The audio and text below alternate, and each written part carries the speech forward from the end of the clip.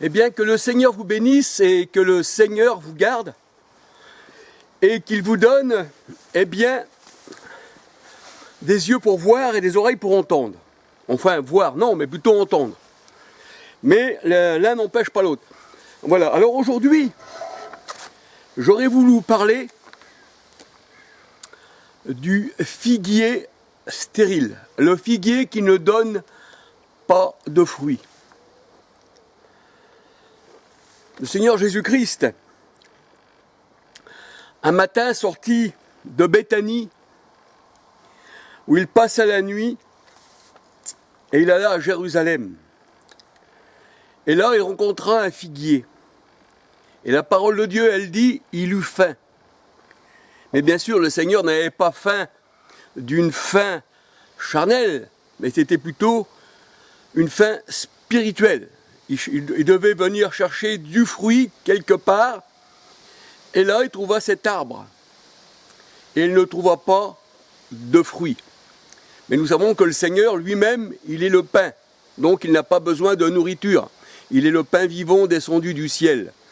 Si on lit tout Jean 6, jusqu'à 63, nous voyons que le Seigneur, il est le pain vivant et qu'il vit par lui-même parce que c'est lui qui donne la vie. Donc quand il eut faim, ça c'est un grand symbolisme, c'est une grande, on va dire, c'est une chose que le Seigneur avait dans le cœur de chercher du fruit dans cet arbre. Et nous voyons que cet arbre, c'est pas n'importe quel arbre. Et on voit que cet arbre, eh bien, quand Jésus eut faim, eh bien, cet arbre-là était stérile. Il n'y avait que des feuilles. Et la parole de Dieu nous dit que ce n'était pas la saison, eh bien, des figues. Alors on va se laisser guider par la parole de Dieu. Alors le Seigneur Jésus-Christ sortit de Béthanie, où il passa la nuit pour aller à Jérusalem. Et il eut faim. Alors il voit un figuier sur le chemin, et il s'en approcha, mais il ne trouva que des feuilles. Et il dit au figuier, voyez-vous, il parle au figuier. Voyez-vous, il parle au figuier, mais pas n'importe quel figuier, on va voir dans la parole de Dieu. Il parle au figuier et il lui dit que jamais fruit ne naisse de toi. Et à l'instant, le figuier sécha. C'est ce que nous dit la parole de Dieu. Matthieu 21, verset 17-18. Matthieu 21, versets 17, 18, 19 à 22. Je répète les versets, parce qu'il faut toujours les versets avec la parole de Dieu. Matthieu 21, versets 17, 18, 19 à 22. Et Marc, lui aussi nous parle, Marc aussi nous parle, eh bien, de ce figuier. Pardon, je me mets un peu comme ça parce que j'ai le soleil un peu dans les yeux. Alors je me tourne un peu. Voilà, ça serait peut-être un peu mieux, je ne sais pas.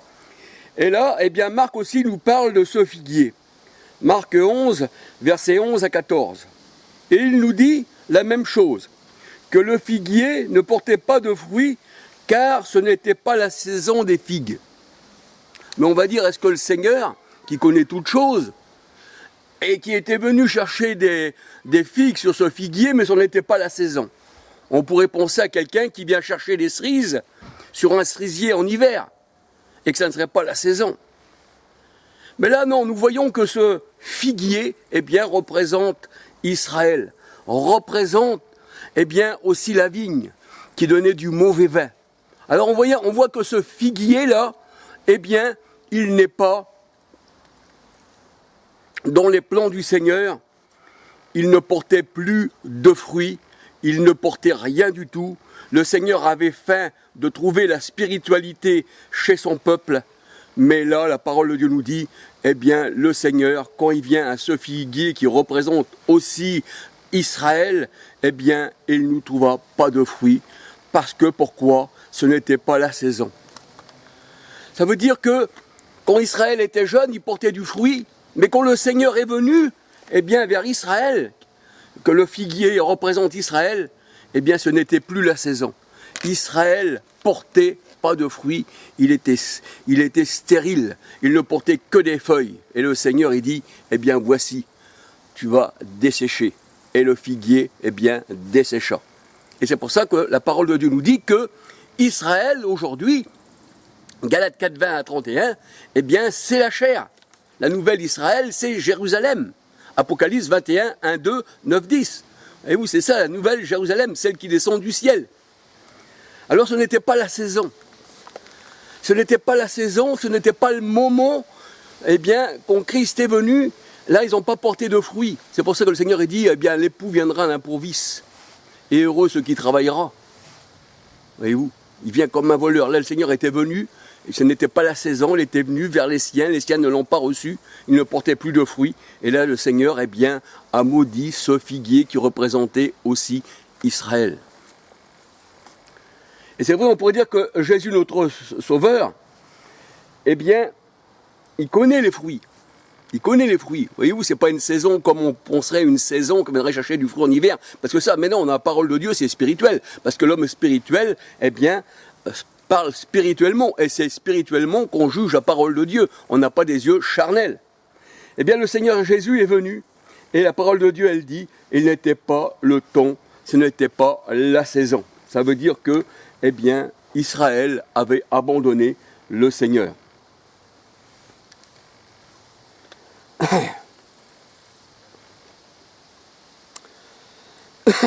On peut lire aussi pour ceci, pour bien regarder dans la parole de Dieu, ce n'était pas la saison, parce que la saison, le Seigneur nous en parle dans Matthieu 24, verset 3, Matthieu 24, verset 3, 31 à 34.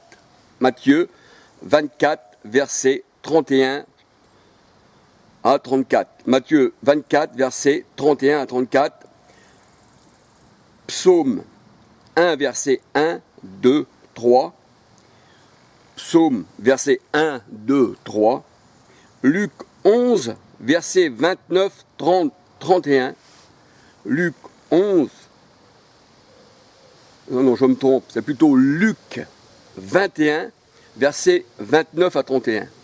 Luc 21, verset 29, 30, 31. Et Matthieu 24, 1, 2, 3, Matthieu 24, 1, 2, 3, et Apocalypse 6, 13. Voyez-vous, eh bien que quand le Seigneur est venu, il n'a pas trouvé de fruits sur cet arbre.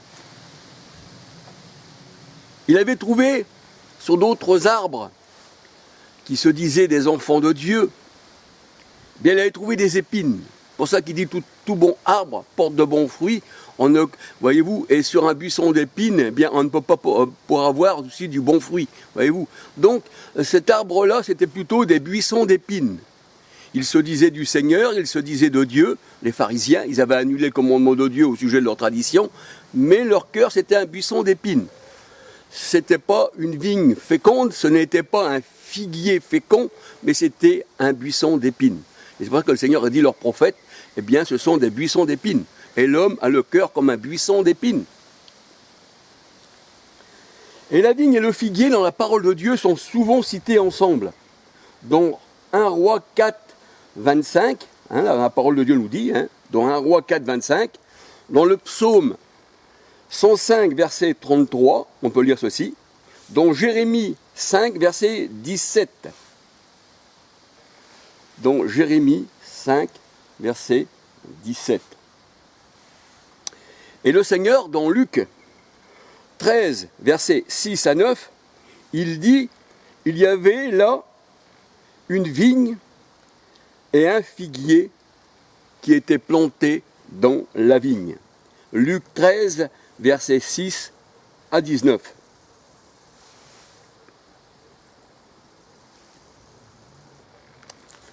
Alors on peut dire, dans la parole du Seigneur, que les bonnes figues et les mauvaises figues sont un symbole des enfants de Dieu.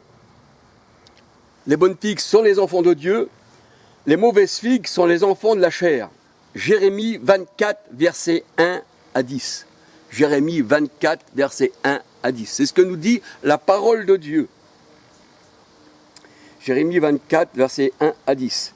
On peut lire aussi Osée 9, verset 10, 16, 17. Osée 9, verset 10, 16, 17.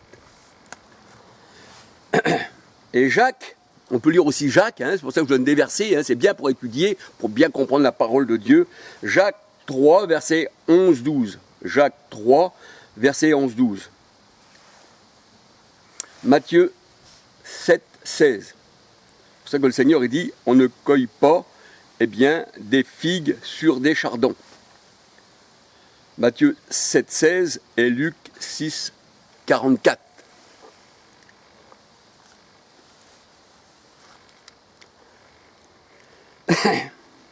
Et l'Éternel avait promis qu'il n'y aurait plus de raisin à la vigne. C'est pour ça que dans mes vidéos, je mets la vigne confiée à d'autres. L'Éternel avait promis qu'il n'y aurait plus de raisin dans sa vigne et plus de figues au figuier. Jérémie 8, 13. Les faux prophètes ont laissé le figuier sans en prendre soin. Donc ils ne mangeront pas le fruit. C'est ce que dit la parole de Dieu. Proverbe 27, verset 18. Proverbe 27, verset 18. La parabole du figuier, quand le Seigneur trouva le figuier stérile, cette parabole, la condamnation d'Israël selon la chair. Selon la chair, 1 Corinthiens 10, 18. Galates 4, 21 à 31. On peut lire aussi Marc 11, verset 11 à 14.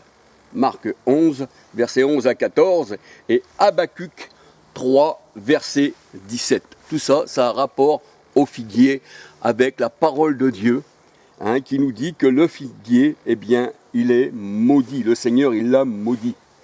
Et il a aussi maudit sa vigne parce qu'elle donnait du plomb de Sodome et Gomorrhe. C'est pour ça que je dis, regardez mes vidéos, la vigne donnée à d'autres, ça veut dire qu'elle a été changée, elle a été donnée à ceux qui croyaient, aux Juifs convertis à Christ et aux païens convertis à Christ. Et la vigne, c'est aussi Jésus-Christ. Dans Jean 15, 1, la parole de Dieu nous dit que la vraie vigne, c'est Christ. Et la maison d'Israël est aussi sa vigne, parce que Christ et nous, nous faisons qu'un. Alléluia. Et c'est vrai que là, le figuier et la vigne, sont devenus maudits, c'est ce que nous dit la parole de Dieu. Osée 2,14. Osée 2,14. Et Joël 1, verset 10 à 12. Joël 1, verset 10 à 12. On peut lire aussi Agé 2, verset 19. Alors il est dit que l'olivier sauvage, qui sont les païens convertis, et l'olivier naturel, tout ça ce sont des arbres. C'est pour ça que les arbres bons portent des bons fruits, mais les arbres mauvais portent du mauvais fruit. C'est donc à leurs fruits qu'on reconnaît l'arbre. C'est ce que nous dit la parole de Dieu. Là, la parole de Dieu nous parle de l'olivier naturel et de l'olivier sauvage, qui ont été greffés ensemble. Et c'est ce qui fait le peuple de Dieu, ce qui fait la nouvelle Jérusalem. Romains 11, versets 16, 17 à 24. Romains 11, versets 16, 17 à 24. Le Seigneur a fait des païens convertis et des juifs convertis, il a fait un seul Israël, Galates 5, 16, qu'il appelle l'Israël de Dieu. Et on peut lire tout ça, que le Seigneur, il a pris païens et juifs convertis et il a fait un seul peuple. La parole de Dieu, elle nous dit, des deux, il n'en a fait qu'un seul. Des deux, il n'en a fait qu'un seul. Je dis bien des deux, parce qu'on va lire un petit peu plus loin. Pourquoi les deux? Des deux, il n'en a fait qu'un seul. Éphésiens 2, 14, 15, 16, 17, 18 à 22. Éphésiens 2, versets 14, 15, 16, 17, 18 à 22. Voilà, je vous donne les versets de la parole du Seigneur. Et Galates 3, 27, 28, 29. En Jésus-Christ, il n'y a plus ni grec, ni juif, ni païen. Nous sommes tous un en Jésus-Christ. C'est pour ça que le Seigneur il dit que je ne prie pas seulement pour vous. Je ne prie pas pour le monde, parce que le monde n'appartient pas. Le Seigneur a dit, je ne prie pas pour le monde, mais je prie pour ceux que tu m'as donnés. Et il dit en plus, voici, je prie aussi pour ceux qui croiront en mon nom. Ça veut dire que tous ceux-là seront un. Le Seigneur a dit, je suis un, vous serez un avec moi. Moi en vous et vous en moi. Celui qui n'a pas l'esprit du Christ ne lui appartient pas, Romains 8, 9. Et 1 Corinthiens 6, 13 nous dit, celui qui s'attache au Seigneur est avec lui un seul esprit. C'est pour ça que celui qui nous écoute, écoute le Seigneur, mais celui qui nous rejette, rejette le Seigneur. Alors c'est pour ça que des deux, il a fait un. Et c'est ce que le Seigneur appelle les deux oints de l'Éternel. les deux oins, les deux oliviers. Les deux oins, les deux oliviers. Alors, les deux oliviers de Zacharie 4, 2 à 14, sont les païens convertis et les juifs convertis. La parole de Dieu nous dit, ce sont les hommes de l'huile nouvelle. Ce sont les hommes de l'huile nouvelle. Alléluia. Le nouvel homme, un nouvel esprit, un chemin nouveau. Un maître nouveau, parce qu'avant, pour maître, on avait les gens du monde, on avait des gourous. Maintenant, on a un maître nouveau, c'est notre bon berger et il veille sur nous. Alors, ce sont les hommes de l'huile nouvelle. Zacharie 4, 2 à 14. Ce sont les hommes de l'huile nouvelle. Et la parole de Dieu nous dit que la menorah, le chandelier, par laquelle l'huile, dans le chandelier, fait resplendir les flammes qui sont les 7 esprits de Dieu, qui sont les 7 églises. Et la parole de Dieu nous dit que Christ est au milieu de ces 7 chandeliers. Pour ça, le Seigneur a dit qu'il change le chandelier de sa place. Et il l'a changé. Maintenant, c'est nous qui avons la vraie menorah qui est Christ. Gloire au Seigneur. Apocalypse 1, verset 13, 20. Apocalypse 1, verset 13, 20. Et la parole de Dieu nous dit que le Christ lui-même éclaire son peuple. Jean 1, verset 1 à 13. Mais la lumière, elle est venue chez les siens l'ont rejeté. C'est ça le figuier stérile. Il ne portait plus de fruits, il portait du mauvais fruit, c'était une mauvaise vigne. Eh oui, c'était du plan de Sodome et Gomorrhe. Mais le Seigneur, il dit que, ils l'ont rejeté. Mais le Seigneur, il dit que vous, maintenant, vous êtes des lampes. C'est pour ça qu'il dit que votre lumière brille comme des flambeaux dans le monde.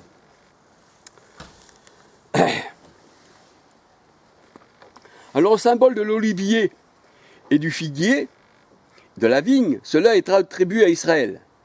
Mais la parole de Dieu, elle dit, ils ont préféré le buisson d'épines. Alors c'est vrai que c'est un buisson d'épines, il ne peut pas pousser de figues. Il n'y a pas de vigne, il n'y a rien. Ils ont préféré le buisson d'épines. Et le buisson d'épines, ce sont les faux prophètes, ce sont les rois, comme le fut Saül, qui a été élu pour chef sur Israël.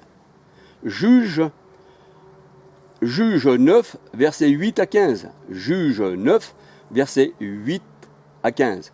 Et 1 Samuel 8, versets 1 à 22. Là, on voit que, Saül, le roi, là, c'était un buisson d'épines. Et ils ont préféré, ce roi-là, ce buisson d'épines, à la place du Seigneur. 1 Samuel 8, versets 1 à 22. Et le Seigneur, il dit qu'il lutte contre les ronces et les buissons d'épines qui sont les hommes. Ésaïe 27, verset 4. Ésaïe 27, verset 4. Et c'est pour ça qu'il dit, lorsqu'une terre est abreuvée, c'est-à-dire par l'Esprit Saint, ou alors que le Seigneur la visite, et que la pluie tombe souvent sur elle, s'il n'y trouve que des ronces et des épines, il lui met le feu. Hébreux 6, verset 8. Hébreux 6, verset 8. Michée 7, verset 4. Le meilleur d'entre eux est un buisson d'épines. Le meilleur d'entre eux est une ronce. C'est ce que nous dit le Seigneur Jésus-Christ. 2 Samuel 23, verset 6, 7. 2 Samuel 23, verset 6, 7. Et Matthieu 13, verset 7.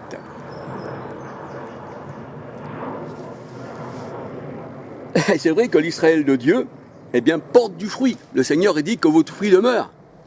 Et je vous ai, élu d'avance et prédestiné à l'avance afin que vous portiez du fruit, que vous fassiez de bonnes œuvres. Pas des œuvres qui nous sauvent, parce qu'on est sauvé par grâce, et la grâce ne dépend pas des œuvres. Mais puisqu'on est sauvé, puisqu'on appartient à Christ, comme Christ est amour, on doit être aussi amour. Voyez-vous ? Galates 5,16, c'est ce qui constitue la nouvelle Israël. Constituée de païens et de juifs convertis à Christ. C'est ce qu'on appelle la nouvelle Jérusalem, Apocalypse 21, verset 1, 2, 10. Apocalypse 21, verset 1, 2, 9, 10. Apocalypse 21, verset 1, 2, 9, 10. La nouvelle Jérusalem, l'épouse du Christ. Elle est notre mère. Galates 4, 26. Et le Seigneur dit que dans Matthieu 24, 31, 32, 33, 34, dans Matthieu 24, 31, 32, 33, 34, que la génération au temps du Christ verra pousser des bourgeons sur l'olivier. Et les bourgeons, c'est l'olivier nouveau qui donne des nouveaux bourgeons. C'est l'homme nouveau, c'est la nouvelle Jérusalem qui descend du ciel. Matthieu 24, 31, 32, 33, 34. Et le Seigneur il dit à ses apôtres, en son temps, cette génération ne passera que vous verrez tout ça. Vous verrez tout ça. Et vous, donc, ça s'est fait au temps du Christ. Matthieu 24, versets 31, 32, 33, 34. Ésaïe 27, verset 6. Et le figuier qui refleurit, c'est la Nouvelle Jérusalem, mais c'est aussi la nouvelle naissance de la Nouvelle Jérusalem, du peuple de Dieu. Jean 3, versets 3 à 8. Il faut que vous naissiez de nouveau. Donc le Seigneur, il a fait de nous, il nous a engendrés de nouveau, il a rejeté, c'est-à-dire cette Jérusalem charnelle, ces gens charnels, on va dire aussi les sionistes, on va dire aussi les religions, les jésuites, la franc-maçonnerie, pentecôtistes, anabaptistes, assemblée de Dieu, tout ce que vous voulez, tous ces gens-là, le Seigneur il dit que le monde entier est sous la puissance du malin. Et que c'est le monde qui est gouverné par les hommes. Et il donne gloire à un homme. Jérémie 17,5 nous dit « Malheur à celui qui se confie dans un homme, mais heureux celui qui se confie dans l'Éternel. » Heureux celui qui se confie dans l'Éternel. Et le Seigneur, pour lui, on n'est pas un figuier stérile. On est la Nouvelle Jérusalem. Et il dit afin que vous portiez du fruit en abondance. Du fruit en abondance. Donc, le Seigneur nous a donné son esprit. Et l'esprit nous vivifie. C'est pour ça que la parole de Dieu nous dit dans Job 33,4, l'esprit de Dieu m'a créé. Donc il a fait de Job aussi une créature comme Dieu voulait. Parce que Job, il a été tenté, il était intègre, et il a été aussi une créature comme Dieu voulait. Mais bien sûr, il fallait aussi que le Seigneur vienne et qu'il remette toute